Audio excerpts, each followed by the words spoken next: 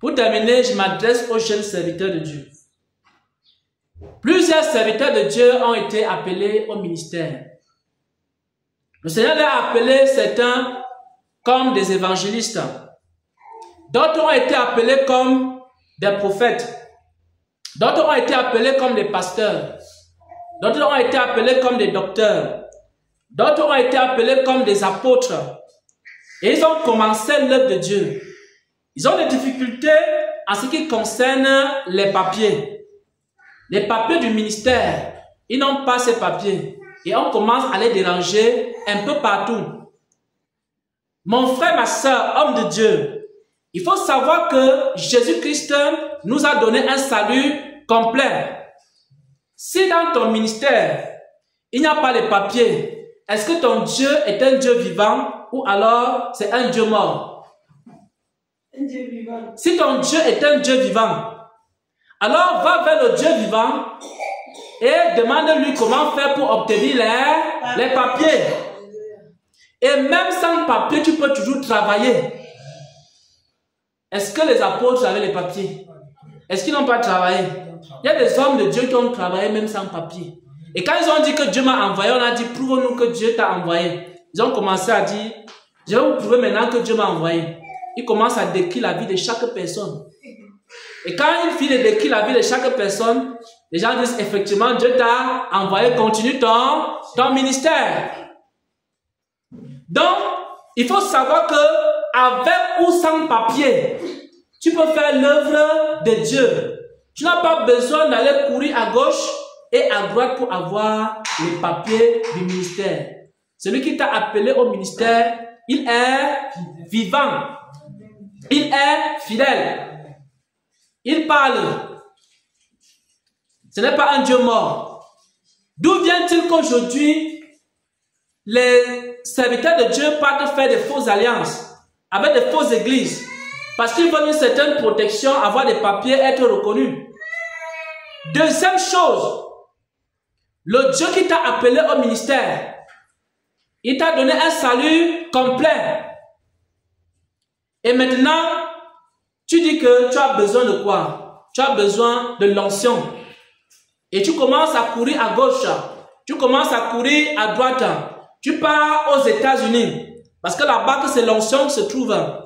Maintenant, l'onction des États-Unis, ça ne te suffit pas. Tu pars maintenant en Angleterre. On dit que l'onction se trouve en Angleterre. Tu arrives en Angleterre, on t'impose les mains, on met sur ta tête des démons. Après, tu quittes l'Angleterre, tu trouves que l'onction en Angleterre ne te suffit pas. Tu vas en Afrique du Sud, et puis tu pars en Inde chercher l'onction. Et puis tu pars au Bénin chercher l'onction. Et puis tu arrives au Cameroun, tu cherches l'onction. Il y a des hommes de Dieu, des serviteurs de Dieu, qui vont de pays en pays pour chercher l'onction. Mais il faut savoir que lorsque Dieu t'a sauvé, il t'a donné quoi? Un salut complet.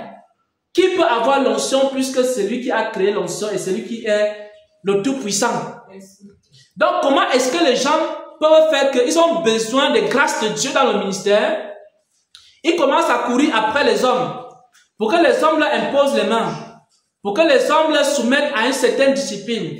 Ils vont de pays en pays, comme si Dieu ne se trouvait pas avec eux. Parce qu'il a dit, je suis avec vous tous les jours jusqu'à la fin du monde. Et le salut que nous avons reçu est complet. Lorsque Dieu t'a appelé au ministère, il a déjà préparé les papiers, il a préparé les portes, il a préparé l'onction avant même que tu le demandes. Vous savez une chose, les apôtres n'ont jamais demandé l'onction. Parce que Dieu lui-même savait qu'ils avaient besoin de l'onction. Il leur a dit quoi? Allez à Jérusalem, attendez la promesse du Père. Vous recevrez quoi? Une puissance. Le Saint-Esprit surviendra sur vous. Vous serez mes témoins en Judée, en Samarie et jusqu'aux extrémités de la terre. Et c'est lui-même qui a oint ses apôtres. C'est lui-même qui a oint ses disciples. Donc si quelqu'un a besoin de grâce, si quelqu'un a besoin de force et de puissance pour accomplir la volonté de Dieu, alors la force se trouve où? En Jésus-Christ. Parce que le salut que nous avons reçu est un salut complet. Alors, d'autres serviteurs ont un autre problème. C'est que les églises sont petites. Ils veulent que l'église grandisse. Alors, il y a aujourd'hui beaucoup. Qu'est-ce qu'ils font? Ils vont sur Google. Ils commencent à faire les recherches. Technique de croissance des églises. On commence à lire le livre qui permet. Il y a une telle personne qui a écrit un livre. Il voit la liste des livres, techniques de croissance de l'église. Et on commence à lui enseigner. Bon, pour faire la croissance des églises, moi j'ai reçu ça. Quelqu'un a commencé à me montrer un peu comment ça se passe. On dit que l'homme qui a la plus grande église de la terre, c'est Yom Kippur.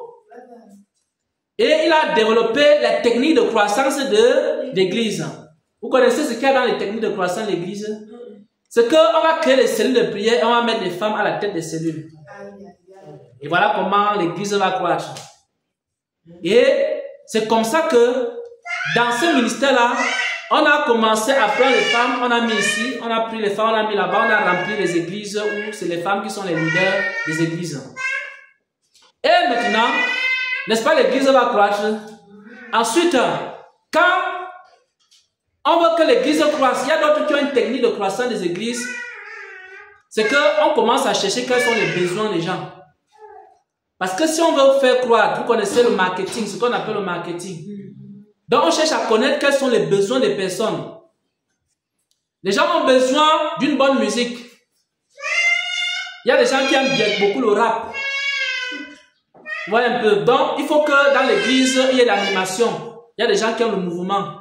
Il faut qu'il y ait le rap. On met le rap chrétien. Technique de croissance des églises, on commence à faire des enquêtes. On prend une population, comme les scientifiques, on appelle ça échantillon.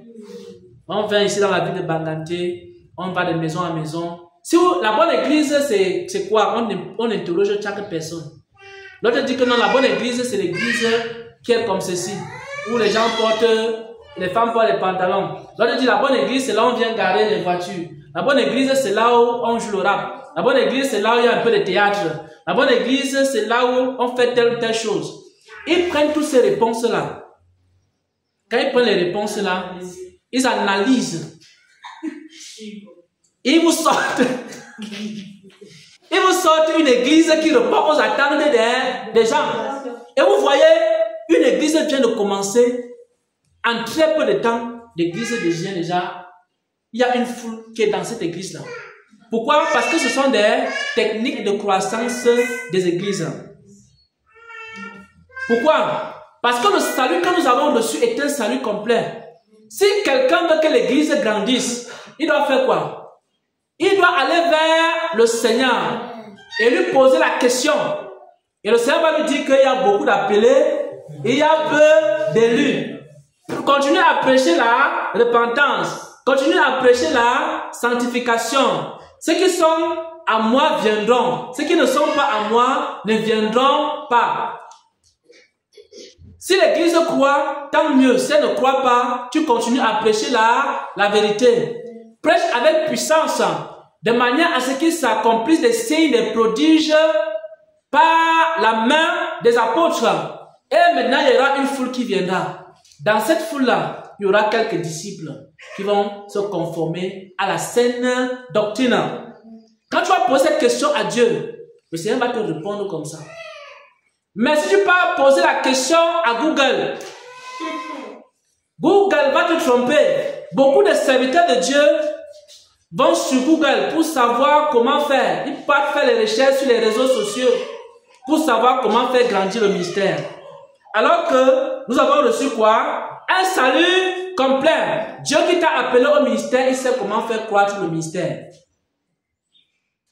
Et enfin, si quelqu'un ne sait pas comment faire l'œuvre de Dieu, il va venir commencer à faire des recherches. Il va aller consulter telle personne dans tel pays. Il y a ce qu'on appelle les coachs aujourd'hui. Ils sont nombreux. Des coachs spirituels qui enseignent comment faire l'œuvre de Dieu. Alors la personne qui t'a appelé au ministère, est-ce que lui-même ne connaît pas comment faire le ministère? Est-ce que le Seigneur Jésus qui t'a appelé au ministère ne connaît pas faire le ministère. Alors, nous devons savoir que si je ne sais pas comment faire l'œuvre de Dieu, je dois repartir vers le Seigneur. Et le Seigneur va montrer comment on fait l'œuvre de Dieu. C'est comme ça que nous faisons l'œuvre de Dieu. Quand moi je suis coincé, je dis à Dieu, Seigneur, je prends les retraites, non? Je dis à Dieu, Seigneur, montre-moi comment on fait l'œuvre de Dieu. Je ne connais pas. Et le Seigneur commence à me dire, bon, pour prêcher, voici comment on fait. Pour enseigner, voici comment on fait. Pour évangéliser, voici comment on fait. Voici les étapes de croissance du ministère. Vous allez commencer comme ça, vous allez suivre et puis vous allez terminer de telle ou telle manière. Pourquoi? Parce que nous avons reçu en Jésus-Christ un salut complet. Donc ne cherchez pas la solution à vos problèmes en dehors de Jésus-Christ. Quand vous allez commencer à chercher la solution aux problèmes du ministère, aux problèmes de vos familles, aux problèmes de vos enfants, aux problèmes professionnels, aux problèmes conjugaux, aux problèmes de santé, lorsque vous allez commencer à chercher la solution en dehors de Jésus-Christ, ce qui va se passer, c'est quoi? Ce qui va se passer, c'est que vous allez être redevable à la chair. Et tôt ou tard, vous finirez par vivre selon la chair. Voilà ce que le Seigneur m'a mis à cœur de partager avec le peuple de Dieu. Le salut que le Seigneur nous a donné est un salut complet. La solution